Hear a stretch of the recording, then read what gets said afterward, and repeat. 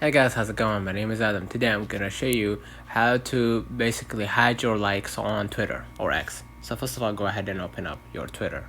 And then what you're gonna do, you're gonna just go ahead and click on your avatar icon at the top left, and then go ahead and click settings and support, go ahead to the settings and privacy, and then basically what you're gonna do, you're gonna see right here security and account access, and then you're gonna be able right here to see security, and basically make sure that you have a added layer of protection to your posts on Twitter.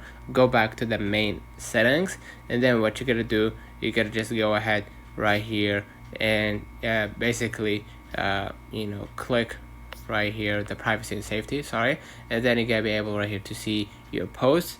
Go back and then scroll a little bit down right here, and basically you're gonna be able to see the first option right here in your X activity, audience and tagging, and make sure that you protect your posts. That means that no matter how much media, photos, posts on Twitter that you made, basically Twitter will protect that, and no one will be no one other than you and the people that you approved to be to follow you will have access to your posts and likes. So let me know in the comments if this video helped you. Don't forget to like and subscribe, and thank you for watching.